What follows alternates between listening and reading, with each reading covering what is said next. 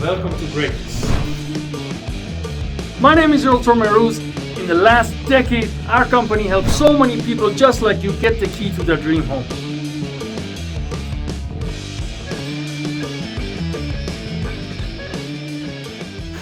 Welcome to Modern Choice Financial Podcast, another episode. Today we're going to talk about insurance and everything you need to know about insurance. As you know, we're set up as in multi-service offices, and we offer mortgage, real estate, insurance. Soon we're going to add tax and some other services that are in process. But as a broker, I've been in business for over 8 years. Started with insurance and real estate. And there are a lot of questions that we get on a daily basis. And I think I'm going to dedicate certain episodes of our podcast only to insurance matters and talk about all of that. Just to let you guys know, we're going live every Wednesday, hopefully on time at 6 o'clock. Today we had a little bit of a technical difficulty, but I guess we're good to go right now. Obviously this is a new journey and we're trying to evolve and get better and better and better. If there's anything that you guys think we should change and we should do better, please let us know.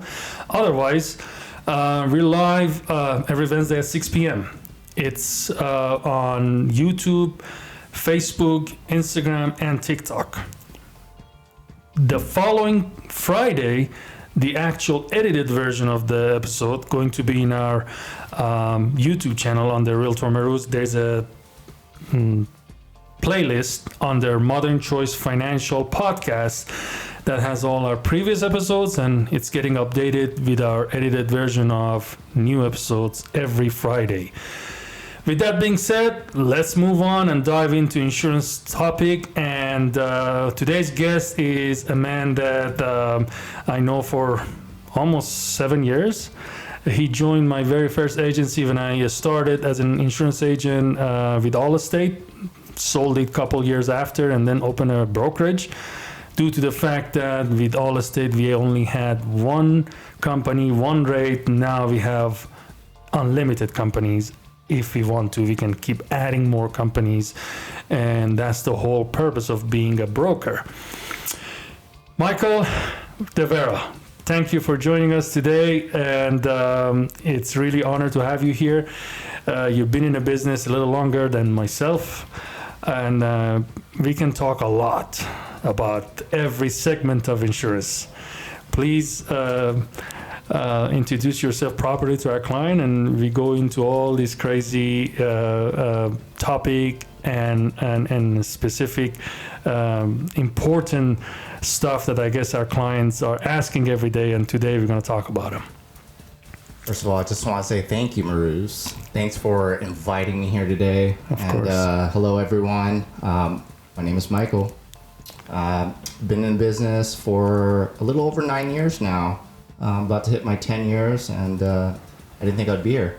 That's crazy, huh? I still remember the first year. But yes, I've been serving our community with their insurance needs, from personal lines to all the way to the health lines, commercial, business, and also life insurance. That is awesome, Michael.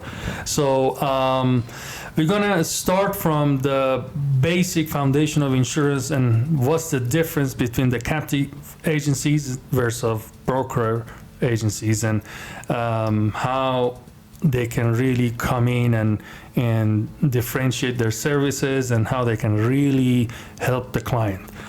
Let me give you guys the basically starter points, so we're gonna go more dive into it. So when we talk about insurance world, captive agencies is like a State Farm. I guess Michael has started with a State Farm, right?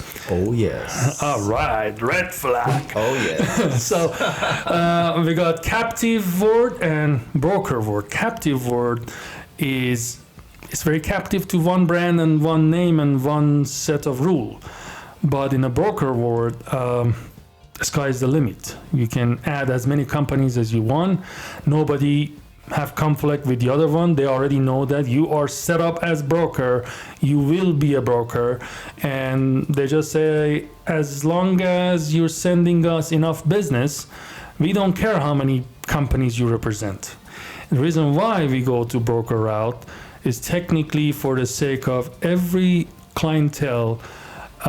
They have, for the lack of better word, I believe, like a different demographic, and each company is geared towards a certain type of clientele. They're like that's basic in the insurance world. We call it like it's their appetite, right? And as a broker, we want to serve the client and keep him happy. Many times back in the day when I was in Allstate as a captive agent, our client had to go somewhere else, maybe due to the price, maybe due to the fact that somehow they had a claim and Allstate dropped the ball, or whatever the case was. And usually they start like that. Hey, Mehrooz, we really love you. We really love your agency. People are amazing. Your services are wow. Like, I knew already where things are going. It's like, but I found somewhere so much better, so much cheaper, and I'm tight in budget. And obviously, when the difference in pricing is so much, the value goes out the door, right? So with that being said, I want to turn this to Michael and have him basically talk about his own experience, because he's been in both ends. He was at State Farm at my old Allstate agency, and now he's here at Modern Choice Insurance. So what do you think about experiencing the different world? Well, the captive agencies, I think you guys know who they are. I think the only thing that's missing is them knocking on your doors, personally. But as a captive agency, or whether you're owner or you're on the, on the team, they're trained a certain way. I know the conversation can be really fast. The whole objective there is really to get everything, all under one roof. I mean, it's great. It's a great discount if you qualify. Yeah, that's the key word. If you qualify, yes. It's just like purchasing a home or getting a bank loan, So everyone is entitled to submit their application to obtain insurance, whether it's personal lines or whatever it is. But for this case, it's captive. Captive, they do have their eligibility requirements. Mm-hmm. Some are stricter than others. But for the most part, they are looking for the top tier, which is, and let's face it, it's 2023. Mm-hmm. We live in Las Vegas. The craziness that we're experiencing out here. Yeah. Just you driving outside your house on the way to work. What's your experiences? How many times have you almost gotten to a collision? Yep.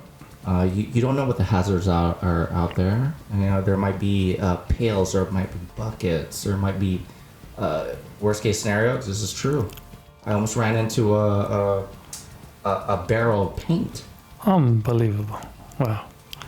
So you want to be careful out there, guys. Yeah, definitely.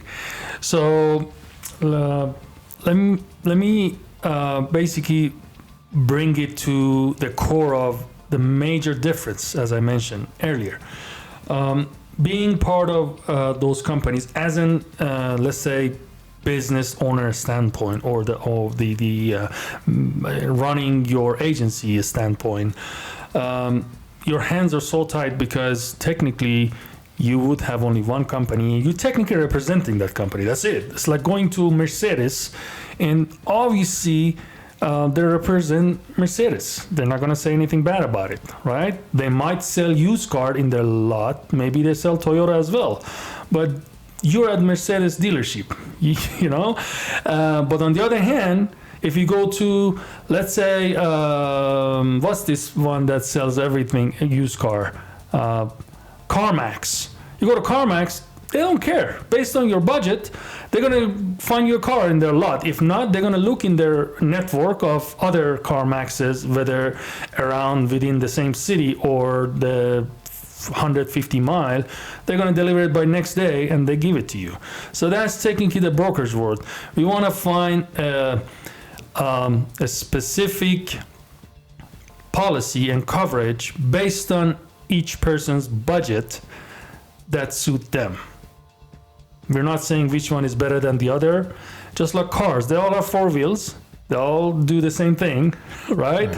They all have one purpose, taking you from A to B. Obviously, there's a quality and services and all that, but usually based on the old saying, you pay for what you get. Right, Michael? That this is true. On the broker side, ever since I stepped into the dark side, in the captive world, I am a trader, apparently. But it doesn't matter. Why? Because I'm in the best needs of my clients. That's the key, yes. I'm in the best needs of my clients. I'm here to serve you guys. Now, there's two things I'm looking at. If it's a price point conversation, I have the ability to do that. As long as you're able to be transparent with me and tell me exactly what it is that you're looking for, sure, I'll give you the price point. Is that necessarily the best? No. There's a price to everything. Yes. Okay. Now on the broker side, I can go. We can also discuss proper coverage, adequate coverage. Last thing you want to do is be underinsured. Oh yeah. We tend to not value insurance, but when the time comes, it's a piece of paper that we have to honor. And it's my job to make sure I serve you and getting the right coverages. Yeah, speaking of that, matter of fact, this is something that I always talk with my client when I try to advise them to do the right thing. Because at the end of the day, insurance technically has two parts. There's a piece of paper that they give you from insurance company that shows you have coverage, right? Like you go to Geico, you go to some other online based companies, right? With that, you can actually go and register your car and get renew your registration or whatever, or legally be able to drive the car. That's 50% of the work. The other 50% is the real part of the insurance, the real reason why people want to have insurance, because they want to make sure at the time when they need to use that company for their claim, it really adequately covering them and how they're servicing them. Being in the broker world, obviously you work with different companies. To me, they're all good, right? You can't say Kia is bad or Tesla is bad. They're all good, right? They're all brands, they're well known. If they wouldn't be good, they wouldn't be in the business. Let's just be real about it, right? The point is, each company is tailored toward a specific type of clientele. And that's what we're trying to do, and make sure our client get the right service, right price with right coverages. Right, Michael? That's correct. Some of these captive agencies, I take nothing away from them. They're good companies, highly marketed, claim to be around for quite some time. However, on the broker side, we do have name brands as well, but we also have other carriers that really doesn't need any more marketing. Yes. Because they're well established already. Exactly. And if you're the right candidate for them, you will enjoy the best rates and the best coverages. Definitely. One thing I think we can pride ourselves not to talk about our services. We try to always, from day one when we start working together, Michael, I guess we try to consistently keep our services our first priority. Like even in the all estate days, if people would have canceled with us, it was never because, oh, your services are suck, you guys suck, I don't like to work with you. It was always about something about the actual brand, like, hey, I had a claim, I had a bad experience, or billing play hard with me, my card was declined, or whatever it was. I don't like how they're dealing with me. It was always about like, you know what, you guys are amazing, but I just don't like the brand that you're presenting, I want to go somewhere else. Well, right now, we're at the position, thanks God, we can actually say, okay, if it's not this company, let me find you other one. We have tens of hundreds of different companies, right? As an added service, we will on the back end, even 30 days prior to your renewal, we're already shopping for you. And if you forget, please feel free to call us. Definitely. So, mainly today, we actually want to focus on auto insurance, because when it comes to insurance, we got all kinds of different things. Matter of fact, insurance world have 4 licenses. That's it. So when you want to be an insurance agent, usually as in principle of the agency, you have to have all 4 licenses. Even though you don't use all of them, you have to have them. It's just how it is. But it goes to property, casualty, life, and health, right? So under each one of them, there's a whole different word. We want to break it to segment. Like today, we only want to talk about auto insurance because this is the hottest topic. And that's what really bulk of our daily calls and complaints are. Hey, I've been with you for all these years. Why my insurance is going up? I didn't have a claim, or I didn't, get a ticket or cause any problem. Why my insurance went up? Let's talk about that. It's a good question. I'm a client calling you, Michael, and say, hey, Michael, come on. What happened in here? What's going on? What's going on? Explain that to me. I have no accidents, no tickets. I'm a clean driver. Yes. I believe you. I believe every one of you. Yes. Until I run the reports. All right. So, so when that happens, broker, I'm gonna find a more suitable company that best meets you at the moment. Because my overall objective, long term, is to get you in a better company. Exactly. Okay. So if not now, the question is when. Part of this is proper advising as well. Exactly. I need to gear everyone so that they can enjoy the best benefits with the best companies that we have. Definitely. Okay. So it goes beyond claims and accidents and tickets, so that's always the first thing that everyone mentions, whether it's in person, whether it's over the phone, whether it's virtual. I get it. Okay. But it goes beyond that. So I just want to mention, we're looking at your age, we're looking at your marital status, how old your vehicle is, your zip code, guys. Yes. Matter of fact, let's talk about that. When we do the quote, it's not like we are looking for it. The companies, let's actually rephrase it. The companies that we go and try to get your quote, right? They all have a certain guideline that based on that, they categorize client, right? So let's say I came from other country. Just like myself, this whole country is built with all the immigrants, right? We all came from some other part of the world. Things are different in other countries, right? But in here, we're talking about United States of America, right? What insurance companies use to rate people? Let's talk about that mainly, right? So, correct me if I'm wrong. Main important thing is their age. Okay, if you're younger than 25 or older than 55, your rate is higher. Okay, that's it. This is not my rule. This is just a generic insurance rule. The zip code that you live in, right, has to do a lot with it, because they run the statistic and they're like, okay, in this zip code, there's a high rate of either crime or high rate of accident. And this is a highly, volatile zip code. And based on that, we rather charge more because there's a higher chance of paying claims in this zip code. Next thing is obviously your driving record and your insurance record.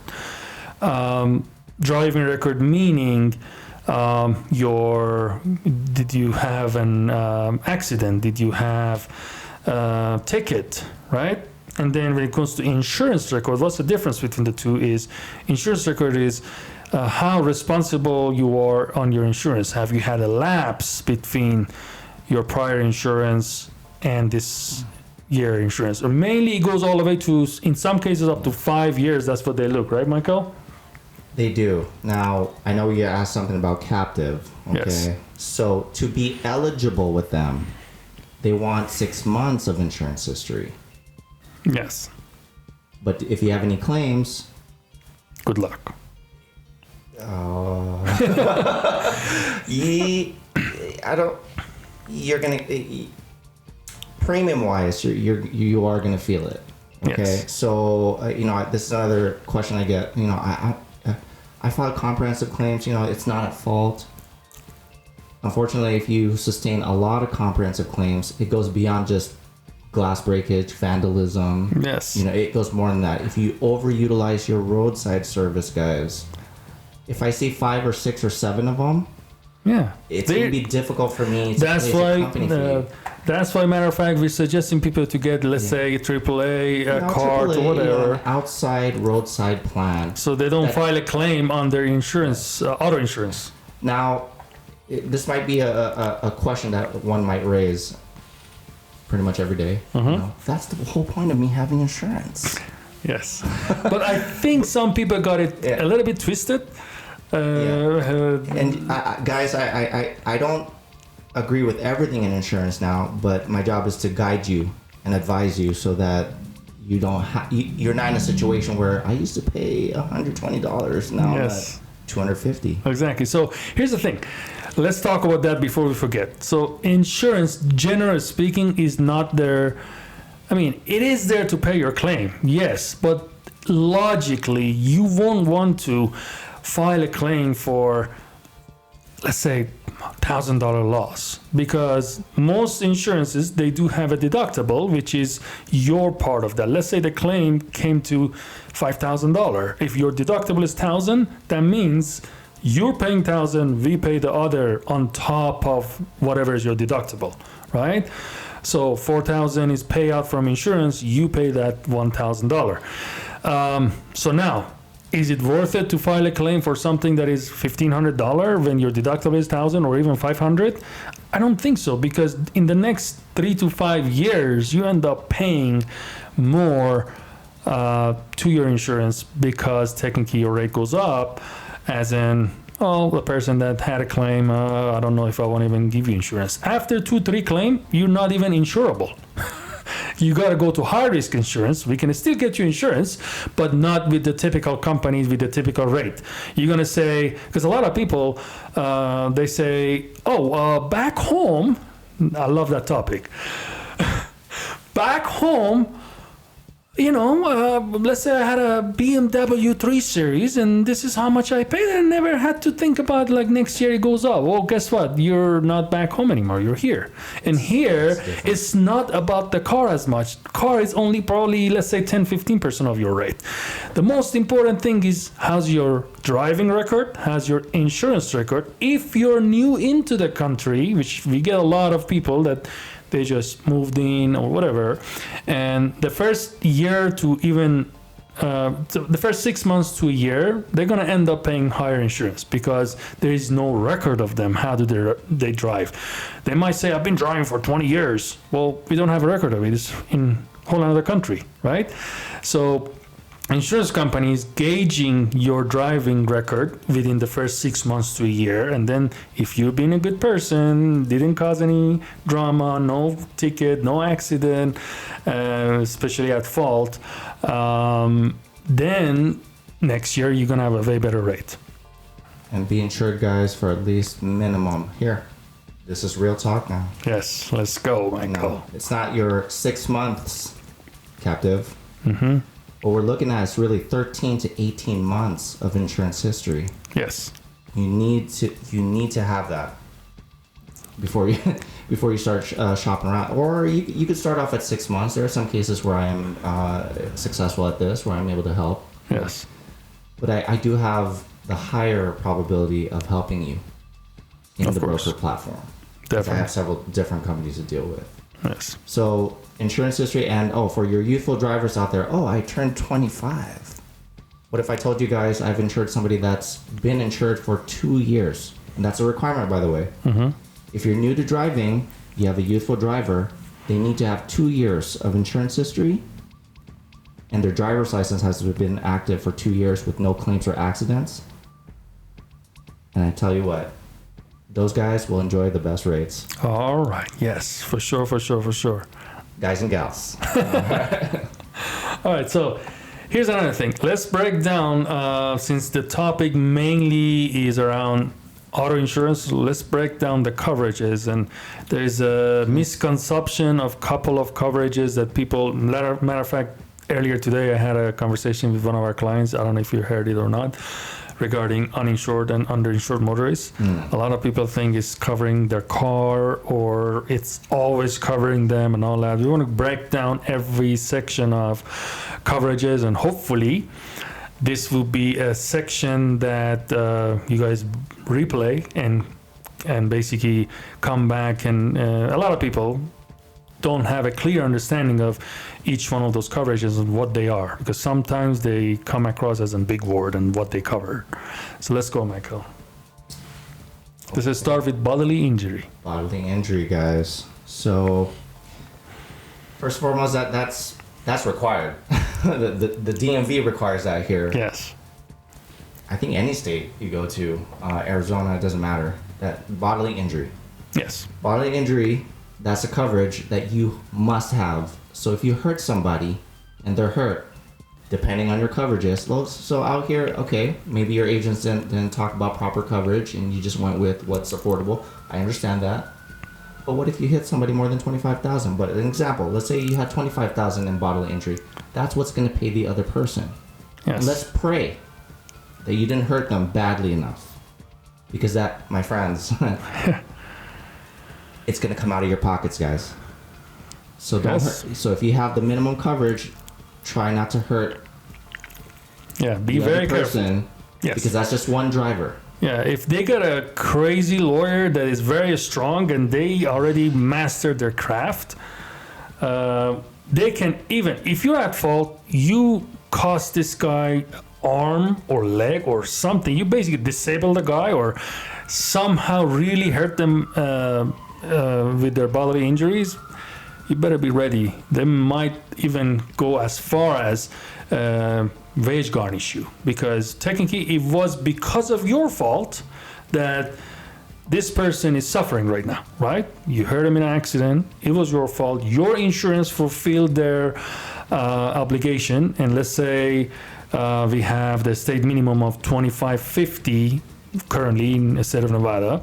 And that means for each accident that you cause, it's your fault basically. That's partial of your liability coverage. We're still covering the liability section of the coverage, right? So your insurance would pay maximum $25,000 to each person that you hurt. Up to 2 people each get $25,000, equal to $50,000 total. By then, legally, insurance companies are done. Unless you choose from the beginning to have a higher coverage, obviously comes with higher price, right? And based on whatever you choose, we have 50,000, 100,000, we have 100, 300, we have 250, 50,000, which technically, if you want to get the umbrella policy, if you're a business owner and you make a lot of money and people know you got a lot of asset, you want to cover that, you will need at one point to get umbrella policy, which umbrella policy usually requires your auto policy to have minimum $250,000 per person on bodily injury, and up to technically each person $250,000 equal $500,000. Then you can go and get the umbrella policy. So next section is property damage. Let's go. Property damage, guys. The cost of cars today are rising. I can't count how many Teslas I've seen out there. Yes. If it's a Model Y, it might be on the lower end, but the average car today is about, I want to say 45 to 50,000. 55,000 is the That's average about fair. vehicle. Yes. There's a lot of SUVs out there. How much is that? Yeah. Yes. So the property damage is what's going to cover when you damage the other person's car. Or let's say they're anything property. Like let's say you got off the road and hit someone's home, their wall or whatever. In my way home, there's two areas where somebody either tried to avoid hitting other person or maybe just got off road and went into people's wall and went to their yard.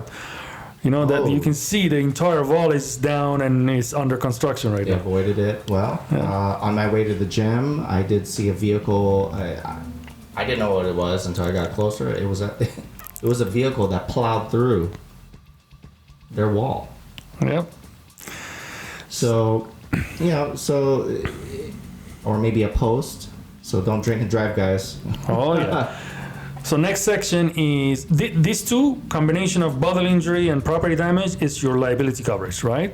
That's the first thing that you're going to see on your declarations page. Everyone has one. If your agent didn't provide you with one, please request. This is basically a mandatory coverage for anyone to be able to even get the registration and plate, be able to drive in the state of Nevada, right? Yes. Or I guess any state.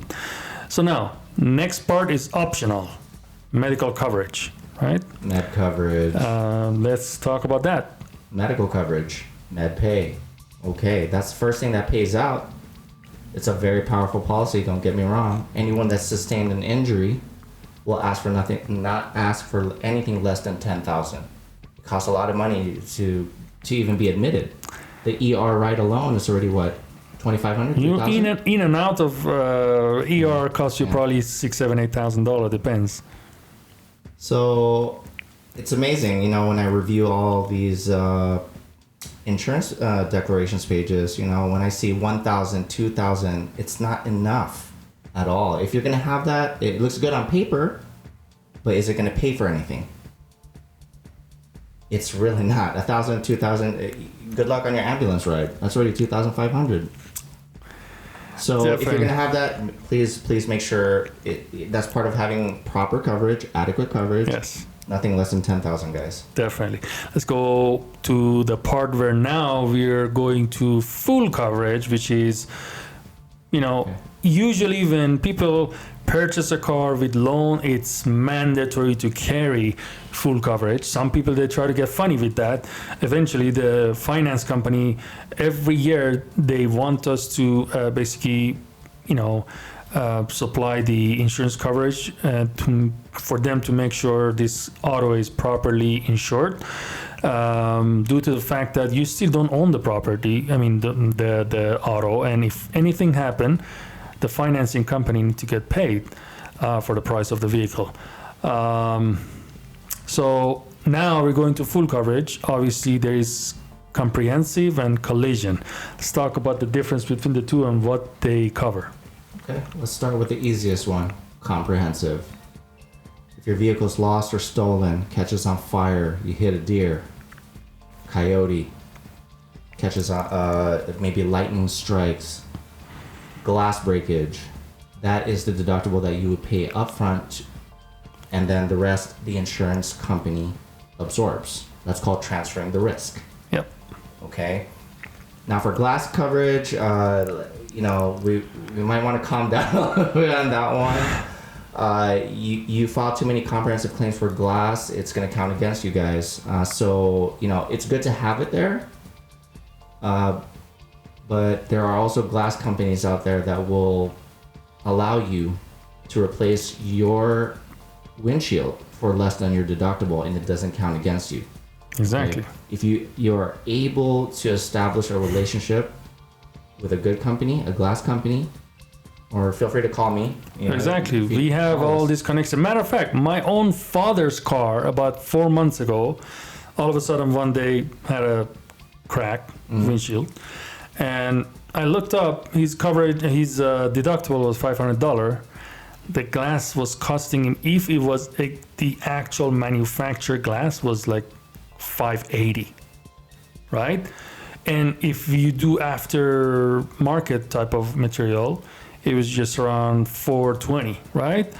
So it's not even around, like, it's not even basically makes sense to file a claim because if you want to go with the original, the company glass, it would be only $80 coming out of the insurance company, and you pay the first $500 anyway. But here's where it gets a little bit, important to know. There are companies that we do offer in brokerage world that with only $50 deductible, you can have your insurance, you can have your glass replaced. Basically, it counts as a whole separate coverage with a very minimum deductible of $50. So it's not against your comprehensive claim. It's just basically categorized as glass claim. It's a different method. So an example, if your deductible for comprehensive is $1,000, you file a glass claim, it would be $50 for any glass claims. That's it. So let's go to collision. Okay, collision. Very simple. Imagine two cars colliding with each other. If you are involved in that incident, in that situation right there, that's the deductible that you would pay. Very important, guys. Very critical. Okay. You might want to have that reasonable deductible, but I understand that, it's a tough market right now.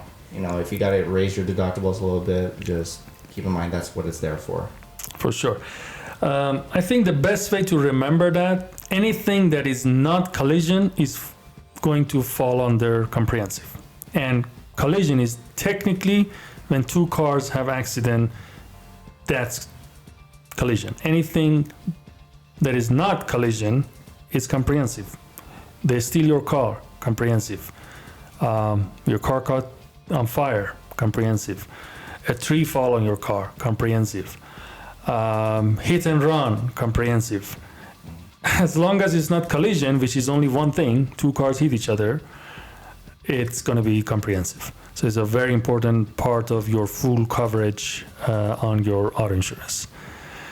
All right, I think this is a time to break into the hottest topic. This is the topic that I really want everybody to understand super crisp. I think it's our duty, our job to make sure you guys understand it so good that hopefully we get a little prayer behind it.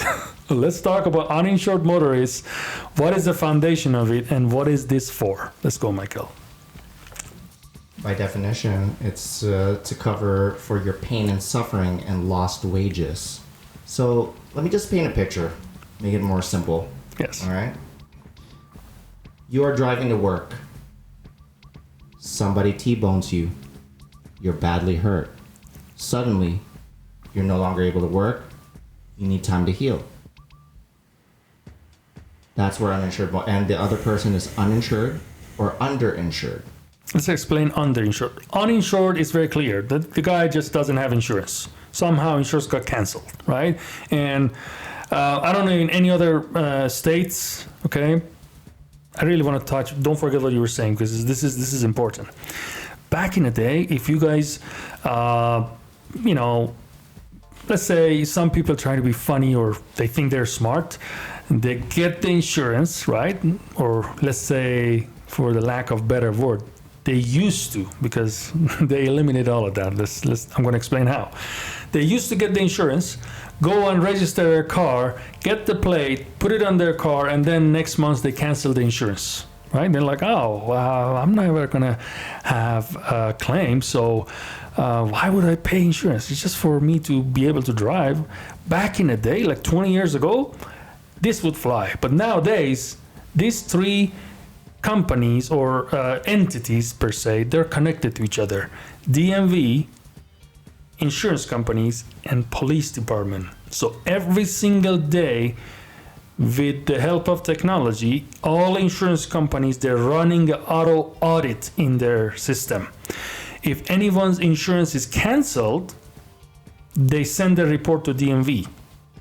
This person with this car that has this VIN number, as of today, 1201, has no insurance. And guess where else did this report get sent? From DMV, it gets sent to police, right? Now, you probably seen a lot of time you're behind the light and police is right next to you and they're checking the car in front of you or the other car in the road or whatever. They're running that scenario. They're literally having an active list of canceled insurance. They're in the road looking for those cars and those drivers because that's illegal. Let's just set the tone. Driving without insurance is illegal because you can hurt somebody and don't have proper coverage or have even any coverage to pay for that damage. And here we go, that person is going to suffer a big loss because of you trying to be in a smart ass, basically, which won't fly. Let's not cheat the system, guys. Exactly. So that being said, let's bring this uninsured motorist coverages fully explained. I just want to be very clear. This has nothing to do with your car. It's only about your bodily injury. All right? Let's just be on the same page. Let's go, Michael. So this is a very important coverage to have. Yeah, it's just, I guess some others are just not comfortable explaining it. Well, they just do it really fast. Oh, it covers your vehicle. It does not.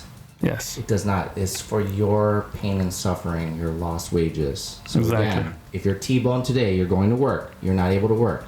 Again, I know we mentioned proper coverage earlier, but if you went with the minimum, which is $25,000, $50,000, you're hurt. You're going to get paid up to $25,000. That's a cap. Exactly. Is that enough to pay your bills if you're not healed within a year? Exactly.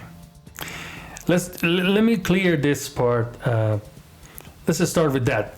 Uninsured motorist only applies when you're not at fault. You need to remember that. So it starts covering you if the other person is at fault and they either don't have insurance or they don't have adequate insurance coverages. Just like how Michael explained, if you end up in hospital, your hospital bill is, let's say, $70,000 in total, and the person has only $25,000 per person. We talked about it earlier, right? So insurance companies or insurance company for that person that hit you and is at fault going to fulfill their obligation, $25,000 for your bodily injury, let's say in this case. After that, if you're getting a lawyer or whatever, going after that person that is at fault, right? If that person has no money, is just broke, has nothing else to go after, then if you have your uninsured motorist coverage or underinsured motorist coverage, you can actually tap into that and your insurance comes in and save the situation. Otherwise, at the end of the day, hospital wants to get paid. They don't care, right? That's pretty much what it is.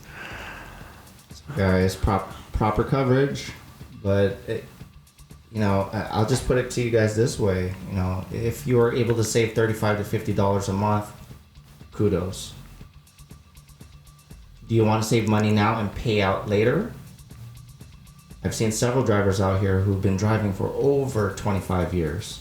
Then suddenly, boom, just one little mistake out of nowhere. I'm gonna have both me and Michael explain all kinds of different experiences with clients.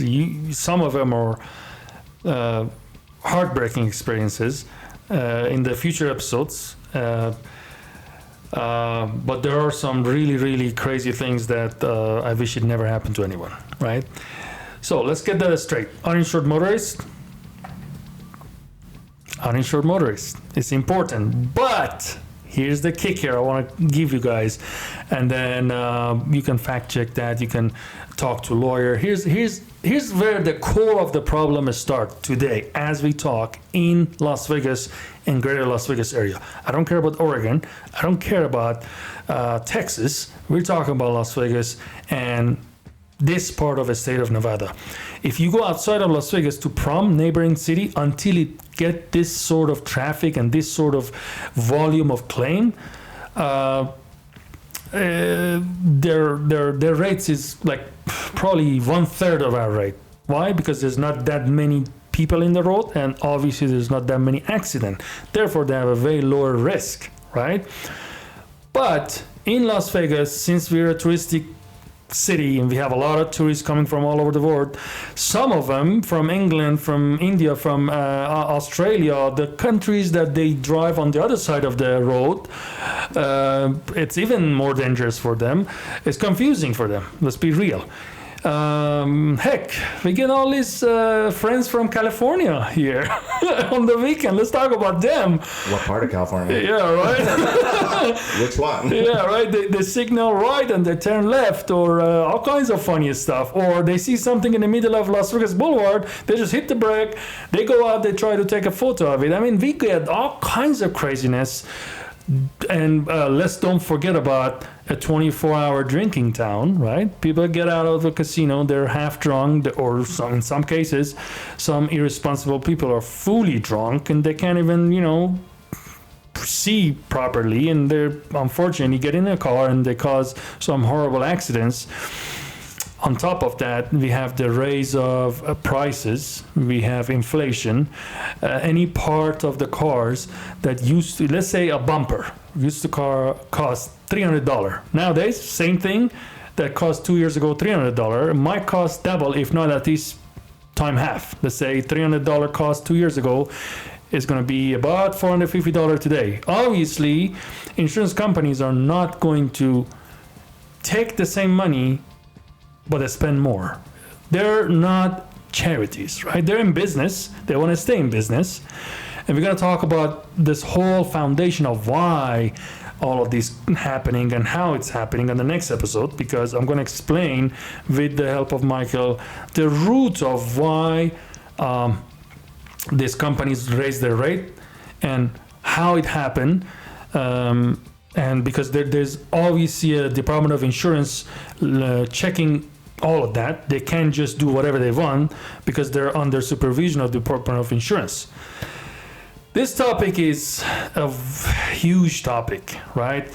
We don't want to take this to 2 hours of conversation, but if you do follow our podcast in all the choice of different platforms, we're in iTunes, we're in Spotify, we're in Castbox, in most important podcast platform, we're there. Obviously, we're going live every Wednesday at 6 p.m. and the record of that gets edited and being posted in our YouTube channel on the Modern Choice Financial Podcast every Friday, the episode from the previous week, right?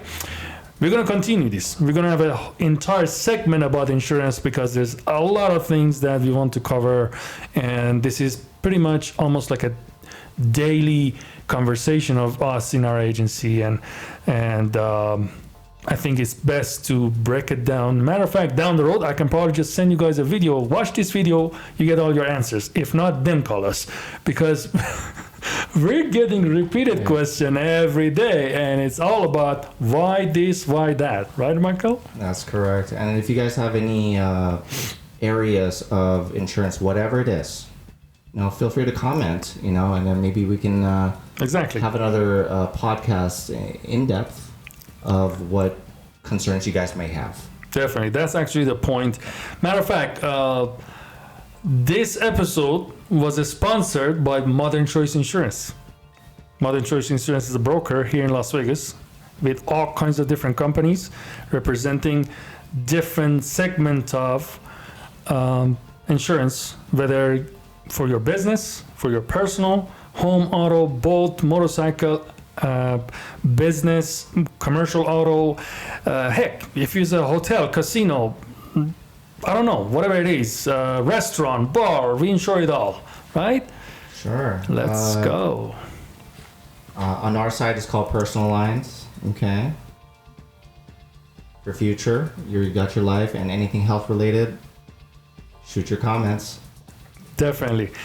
Michael, I want to thank you for being our guest. You being in the industry for a long time and basically having all those experiences, it's going to be a valuable content for future.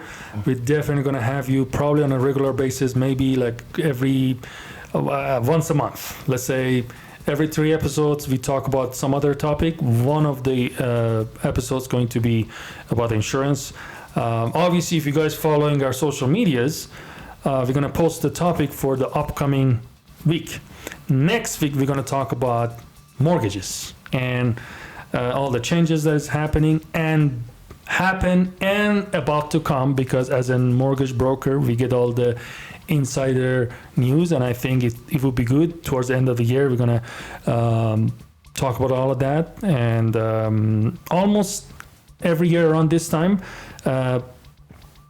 mortgage companies, they come together and they come up with a new rate and also new limit, like let's say conventional loan limit, FHA loan limit.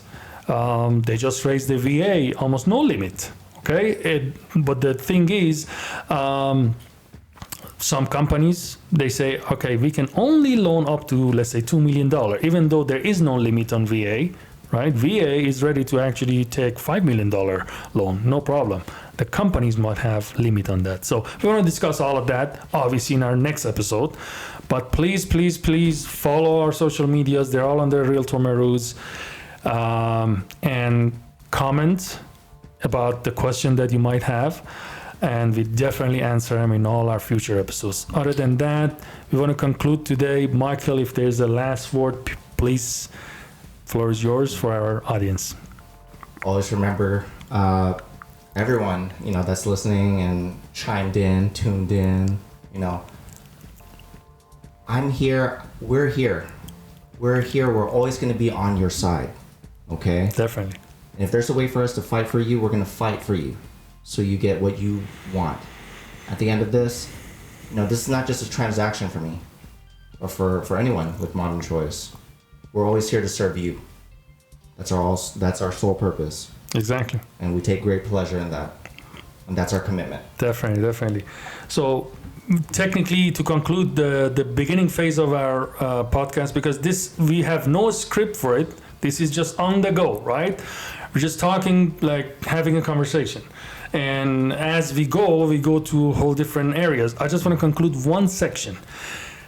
The best way to differentiate captive agencies or like a brand, one company based agencies versus the broker agencies is agent at captive agencies, they're representing the brand. Let's say if it's Allstate, State Farm, American Family, whatever it is, captives. Just one company. One product. On the other side, brokers representing their client, because we want to make sure our client always have the best coverage, best company at the best price. With that, let's conclude this episode. And please follow, share, and if you think our contents are helpful, share it with your friends and family. Michael, let's conclude this. All right, and if my name sounds familiar, my voice sounds familiar, and you lost contact with me over the years, you know where I'm at now. Okay. Yes, you know where he's at. I've been for quite some time now, so. Oh man, thank you very, very much for your services. You guys have a great evening. You're a very honorable man. By the way, this is totally off topic, but Michael served our country for 10 years as a Marine. I want to thank you. This is a Thanksgiving season. I want to thank you for that, saving this wonderful country. And that's about it, I gotta say. Thank you for your service, man. Seriously. Thanks for having me here. One of the reasons why we have you here is because of your work ethic. And I think it came from those military days, right? You just train differently, your mindset is differently, you show up on time, you do what it takes, and you're always ready to go extra mile to give the best service because you learn how to serve. 10 years under this government. 10 years serving, and I'm still continuing to serve others. My man. Always remember that, guys.